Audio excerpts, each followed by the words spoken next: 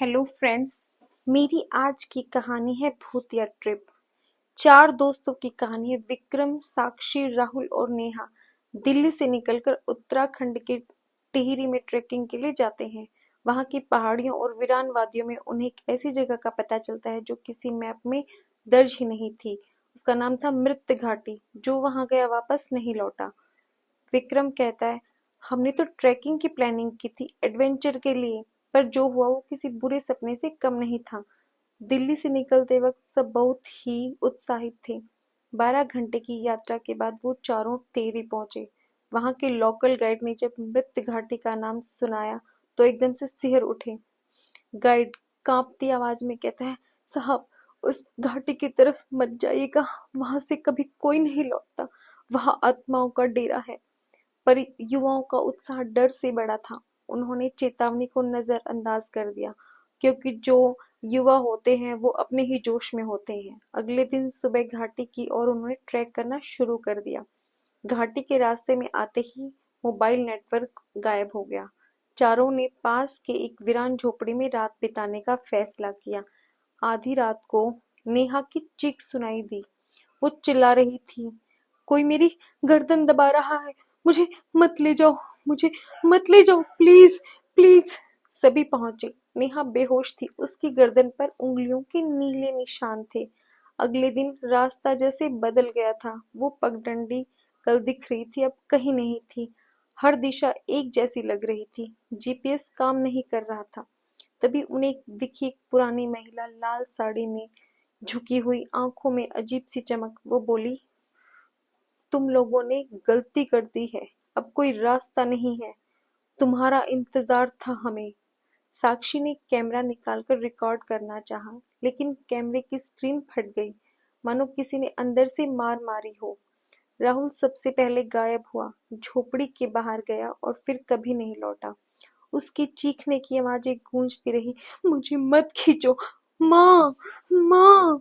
फिर साक्षी एक आईने में कुछ देखकर वहीं जम गई। जब विक्रम ने उसे हिलाया तो उसकी आंखें काली हो चुकी थी, जैसे किसी ने उसे काबू में कर लिया हो। सिर्फ विक्रम ही और नेहा ही अकेले बचे थे। नेहा को एक डायरी मिली, 1890 की, जिसमें लिखा था, हमने इन आत्माओं को बंद किया था एक यंत्र से, पर गलती से इसे हटा दिया गया। अब हर 100 साल में ये आत्माएं बलि मांगती हैं। मृत घाटी दरअसल एक तंत्र द्वारा बंद किया गया प्रेतलोक था। अब दरवाजा खुल चुका था। नेहा भी अंत में आत्माओं का शिकार हो गई, लेकिन विक्रम बचा। वो कैसे बचा ये कोई नहीं जानता। हफ्तों बाद वो एक ट्रैकिंग ग्रुप को अधमरी हालत में मिला, बुरी तरह से डरा हुआ, बाल सफेद, लगातार एक ही बात दोहरा रहा था, वो वापस आएंगे, वो वापस आएगी। ऐसी धीमी डरावनी आवाज में। टिहरी की घाटी अब भी वही है, पेड़ों के पीछे छिपी, अंधेरे में सांस लेती हुई। अगर कभी वहां जाना चाहो तो एक बात जरूर याद रखना, रास्ते अकेले जाने के होते हैं, लेकिन लौटने के नहीं। ये वो जगह होती है जहां पे से कोई लौट कर नहीं आता, क्योंकि ये मौत की घाटी है। राहुल, साक्षी और नेहा तो आत्माओं का शिकार हो चुके हैं। सिर्फ विक्रम बचा था। लेकिन क्या वाकई में वो बच गया था, या अब भी कोई छाया उसके साथ चल रही है? वो पागल सा हो गया। देहरादून के एक मानसिक अस्पताल में एक छोटा सा कमरा, लोहे की सलाखों के पीछे बैठा विक्रम ऐसे ही बोल रहा था। वो आती है रात को आईने से और कहती है, हम अधूरी हूँ, तुम अधूरे हो। डॉक्टर कहते हैं इसने 1 साल तक जंगल में अकेले भटककर जिंदा रहने का दावा किया है, पर इसकी बातों में भूत, आत्माएं, कोई तंत्र की बातें हैं। ये मानसिक भ्रम हो सकता है। लेकिन तभी सीसीटीवी में दिखता है कमरे में कोई नहीं गया, पर विक्रम के पास रखी कुर्सी अपने आप सरकती है। एक रात डॉक्टरों को एक लड़की बेहोश हालत में अस्पताल के बाहर मिली। उसके पास कोई आईडी नहीं थी, बस एक पुराने कैमरे की बैटरी। वो लड़की थी नेहा। डॉक्टर चौंक गए, क्योंकि विक्रम ने तो कहा था नेहा मर चुकी है। लेकिन असली डर तो तब शुरू हुआ जब नेहा ने बोलना शुरू किया। तुम्हें लगा तुम बच गए हो? नहीं विक्रम, तुम हमारे साथ ही हो। हम सब बाहर आएंगे। नेहा के जरिए हमें पता चलता है कि मृत घाटी की आत्माएं सिर्फ बलि नहीं लेती, वो शरीरों में प्रवेश कर नई दुनिया में घुल जाती हैं। उनका मकसद एक है, शहरों तक फैलना, इंसानों की दुनिया में खुद को जिंदा करना। और विक्रम जो सोचता है कि वो बच गया, दरअसल वो एक माध्यम बन चुका है आत्माओं के लिए। कुछ ही महीनों में दिल्ली में रहस्यमय घटनाएं शुरू होती हैं। मेट्रो स्टेशनों पे लोग खुद को प्लेटफॉर्म से फेंकने लगते हैं।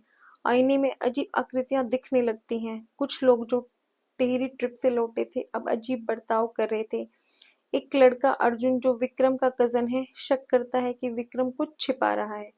अर्जुन विक्रम का पीछा करता है। एक रात वो विक्रम को जंगल की तरफ जाते हुए देखता है, वही पुरानी झोपड़ी के पास।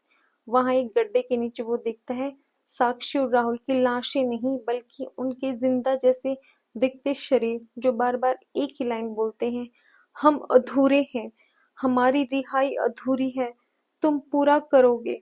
विक्रम अचानक पलटता है, उसकी आंखें अब काली हैं और अगले अब तुम हो। कहानी यही खत्म नहीं होती। नेहा जो पूरी तरह आत्मा बन चुकी है, एक स्कूल की टीचर बन चुकी है। विक्रम एक ट्रेवल ब्लॉग लिख रहा है। अब आत्माएं शहर में घुल चुकी हैं। अगली ट्रिप किसकी होगी ये कोई नहीं जानता।